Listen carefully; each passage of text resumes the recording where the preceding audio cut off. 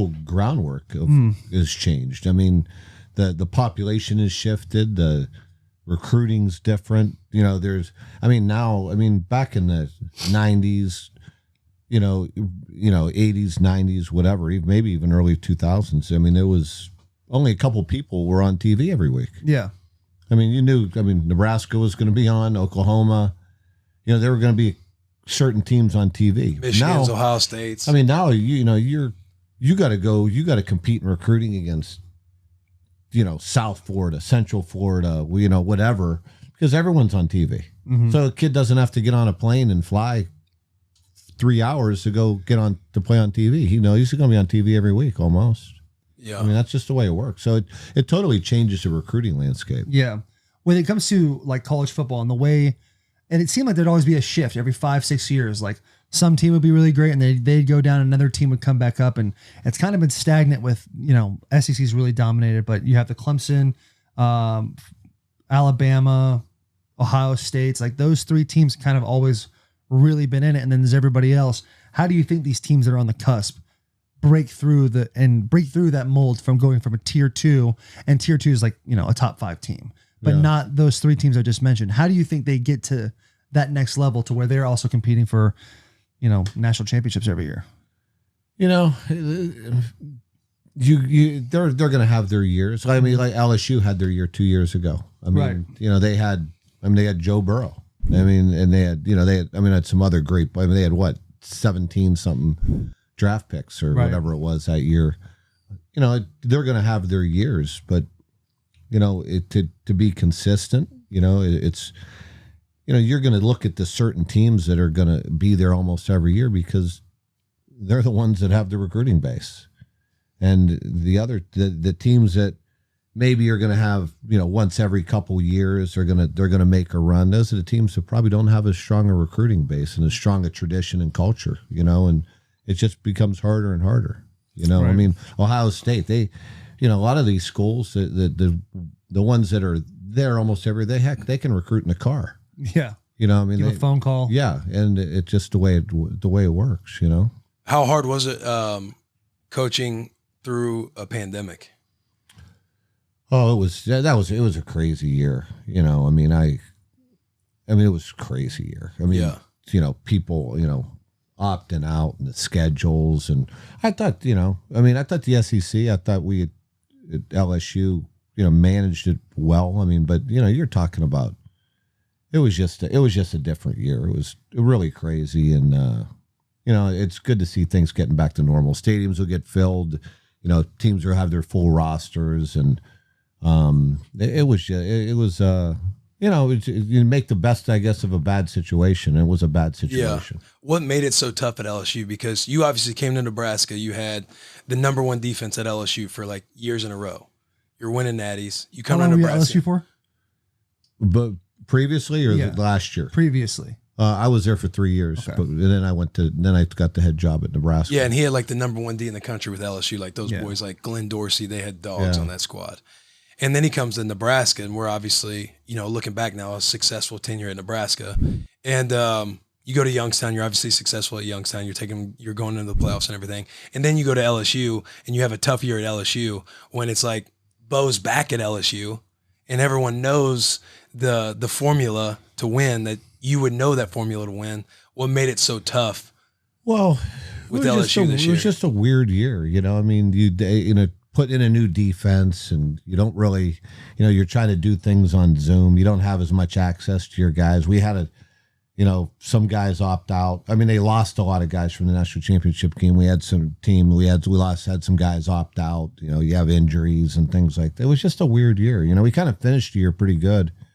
But you know, it was a whole new team, and just didn't work out. You know, I mean, it's simple as that. You know, I mean, it was I think there's a lot of reasons, but you know me, I'm not the kind of guy to ever make excuses. We didn't get it done, and you know, so it was, you know, that's just the way the business works. You know, you know, things don't work out it doesn't matter what the reasons are. You know, time to move on. Yeah. And I'm What was it happy. like? What was it like, playing Coach? a lot of golf. Yeah, teaching me how to play golf. There you go. 6 on the fairway. Hey, I'm Six telling straight you, in the fairway. I was the most improved yesterday. Really? Yes, bro. That's all And you it's wanna crazy. I dribbled one off the tee, and I'm not gonna lie, I was a little nervous going Yeah. up to the tee. That's why I invited Corey. He's like, let's play around of golf, and I know Bo's good at golf. He goes at No, I stink.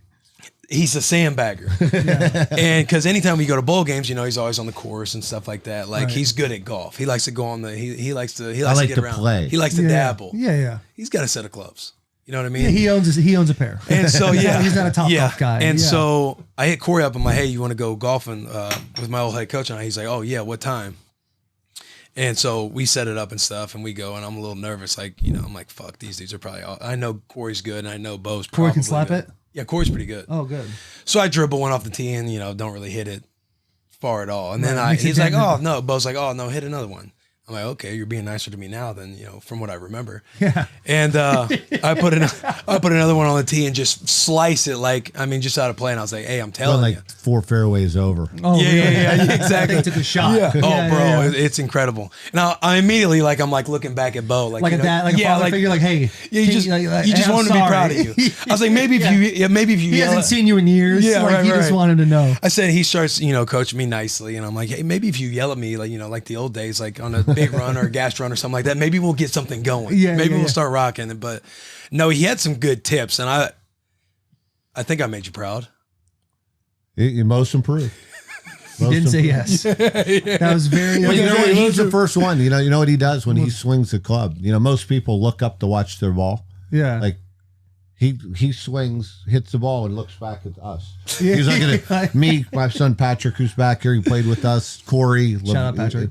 and Shut up, Pat. Yes, the first thing he does is he swings, hits the ball, he looks behind him. I'm like, no one else that ever played the sport of golf does that. He just wants the approval. Yeah, Guys, did I do good? I'm definitely getting like a Dale Earnhardt Jr. vibe between the two of you. Yeah. Like he's like, I just want you to be proud of me. And he goes, well, most improved. Didn't say yes. Right. Didn't Let's say give I'm you a little happy that you something. won. Yeah. None of that stuff. It's just focus on the process, compete every day. Yeah. There you go. It's your favorite quote. Why is that your favorite quote? I just something I've always talked about. Back when I was a D coordinator, I think it really started when I started running the defense, and years ago, and because that's what we do. That's what we talk about. Day in, day out. Everybody wants to talk about goals, and I want to get here. It's like, can you keep putting every day? Like, do what you got to do today. Forget about tomorrow. I always use the quote, or talk about the fact that everybody wants things to happen. You got to want to do the things that make those things happen. And that's the hard part. That's, we all want things to happen, but you got to do things you don't want to do to make that happen. And that's the process. And a lot of people never figure that out, especially players. Yeah. People in general have a hard time with that. Yeah. Everyone sees that classic tip of the iceberg picture where it says success, and then there's the giant iceberg. We saw that one underneath. all the time. Yeah, and it's all the things you have to do to get to that success. Yeah. So, but football players, athletes. There's one thing to but normal talk people in about it, general. but you got to live it. You got to believe. You got Yeah. to truly believe in it. A lot of people don't believe in it. Mm-hmm. Can you do it every day? Can you check that box every day? And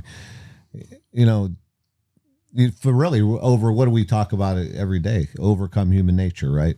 Mm-hmm. And that's hard to do. Everyone talks about it, Mm-hmm. but you got to live it. And Seems like you were a hell of a pregame speech guy. I Yeah, probably no, He had some good stuff. He had probably some had my bangers. moments. Dobson's not bad. Dobson, he's got that little coffee bean. I was gonna bring up the coffee bean. Yeah. thing. Go ahead. He had a solid one with the coffee bean.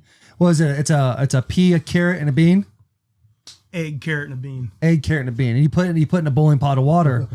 That egg gets hard. That carrot gets soft. But the bean changes the water. Be the bean. Yeah, you don't like your circumstance, change your circumstance. Yeah. Don't let your environment change you. You change your environment. And Will, what's the one thing that Coach always put in the bottom of his Friday night meeting sheets?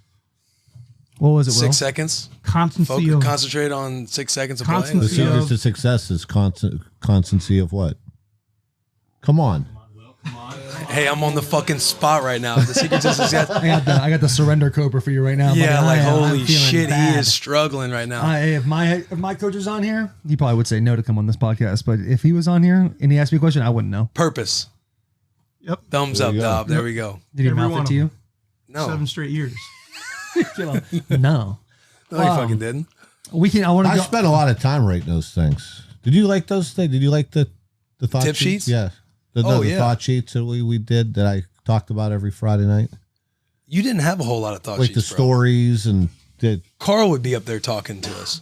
No, talking about some war book he's reading. Yeah, but no, then I would do the same thing. I always talked about it. When the team got together, he'd have a sheet. Oh yeah, our team meetings. Yeah. Yeah. Yeah. Yeah, for sure. Yeah. Bo, you're awesome, man. What didn't you like when you were there? What do you thought Bo could have done better at Nebraska? Me personally? Yeah. Oh shit. Puts the coffee Be careful down. now, big boy. No, that's what I'm saying. Gotta Pulls put out a the list. yeah.